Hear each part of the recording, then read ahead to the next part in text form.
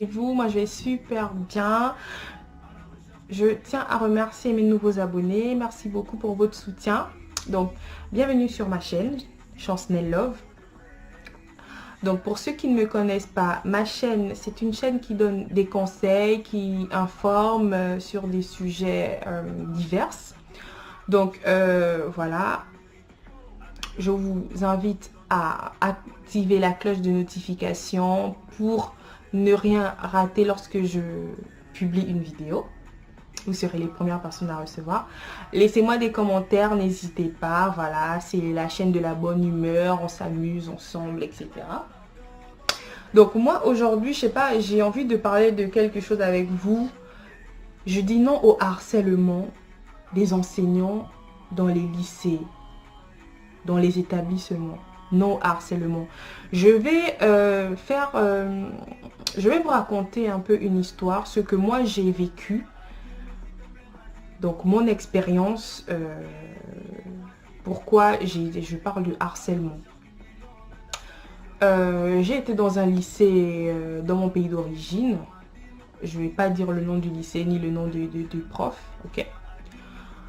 Mais j'ai déjà été plusieurs fois harcelée par les professeurs, c'est-à-dire des professeurs qui me faisaient des avances. Et j'ai horreur de ça. Franchement, les jeunes filles, ne vous laissez pas avoir. Ne vous laissez pas avoir par le professeur qui va venir te faire la cour, qui va venir te harceler, t'envoyer des messages de menaces parce qu'il veut que tu couches avec lui pour pouvoir passer en classe supérieure.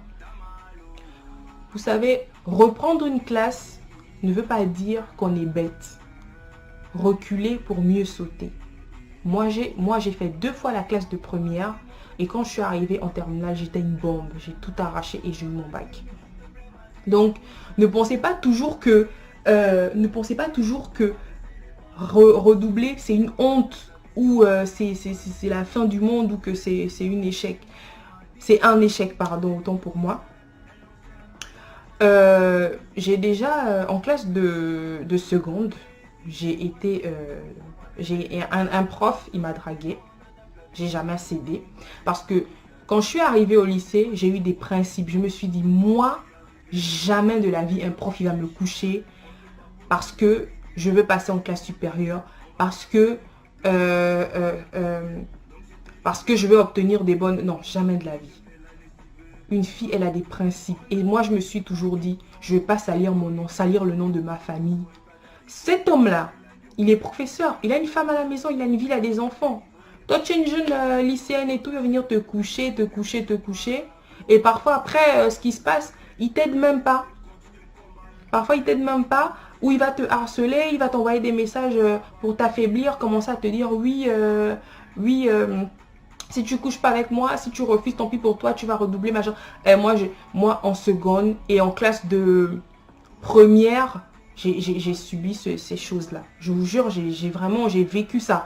C'est-à-dire, en classe de première, il y avait un prof qui courait derrière moi. Il a commencé à demander mon numéro de téléphone aux autres. Et souvent, les garçons de la classe sont complices avec les professeurs. Donc, ils trouvent des copines aux professeurs pour que les professeurs les mettent des bonnes notes. Par exemple, le professeur va voir que tu t'entends bien avec un garçon de la classe, c'est peut-être ton pote.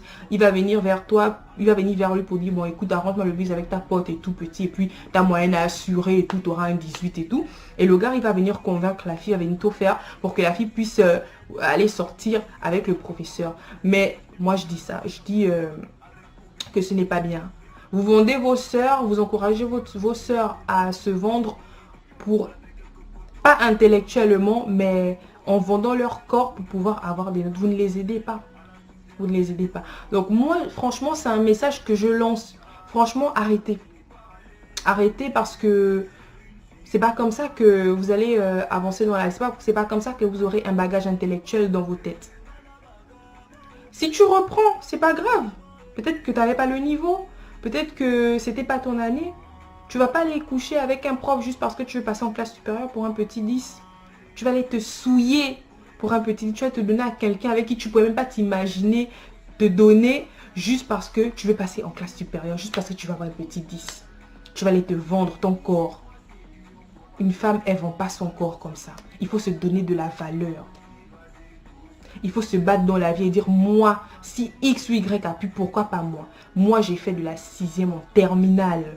Jamais un prof viendra vous dire, il a couché avec moi. Parce que j'avais des principes et je me suis dit, moi, jamais dans la vie, je coucherai avec un professeur pour avoir des bonnes notes. Jamais. Franchement, mes petites sœurs, mes grandes sœurs, ne le faites pas. Ne le faites pas. Cherchez un autre moyen de réussite. Cherchez à travailler avec des gens plus intelligents que vous. Cherchez à travailler avec des gens qui comprennent la matière que vous ne comprenez pas. Voilà, c'est des conseils. Déjà, quand tu es à l'école, tu veux réussir, cherche des amis qui veulent réussir comme toi. Cherche des amis avec qui tu veux travailler, qui vont te pousser à travailler. Cherche le plus intelligent de la classe. Dis-lui, écoute, est-ce qu'après les cours, tu peux rester 30 minutes après le cours pour qu'on travaille telle matière que je ne comprends pas. Je vois que tu comprends très bien cette matière. Il ne va pas te dire non. Voilà. Il y a toujours un moyen. Est-ce que je peux passer chez toi? Est-ce que tu peux passer chez moi? On va travailler. Parce que cette matière, franchement, je ne la comprends pas vraiment et tout.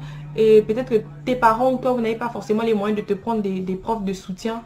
Parce que cette matière, elle est super difficile, tu ne la comprends pas. Bah, tu travailles avec celui qui comprend.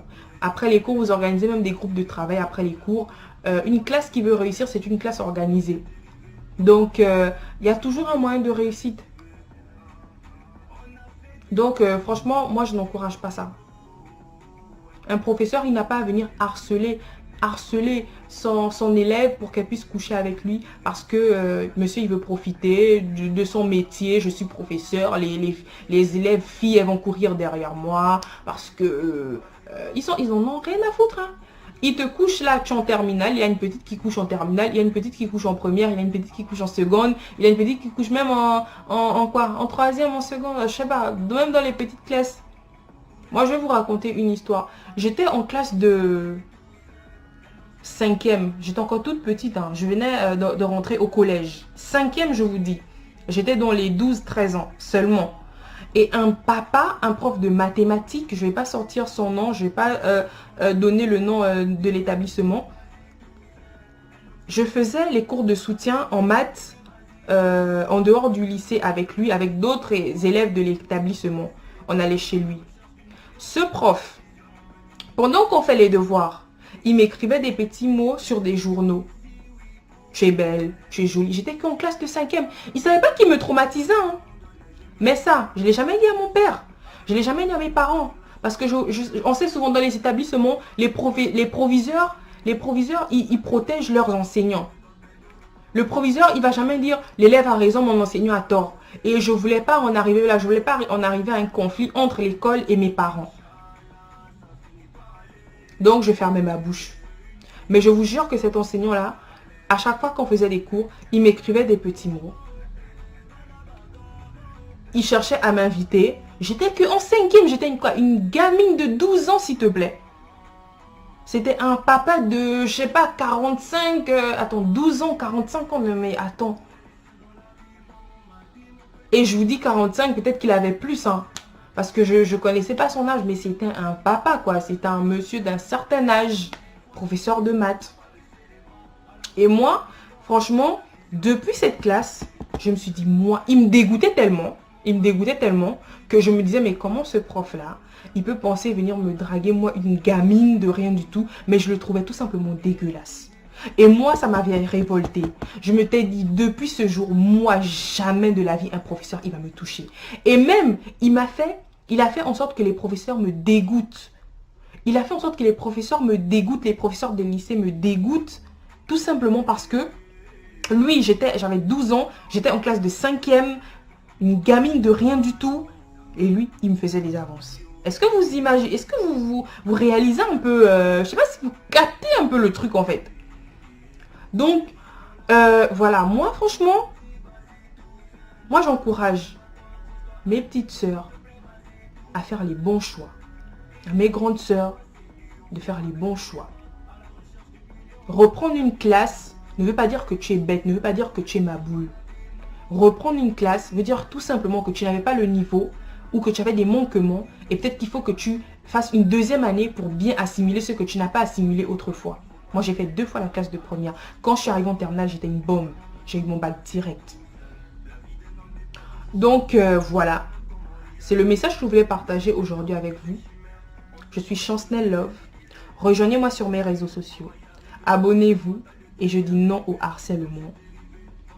Non au harcèlement.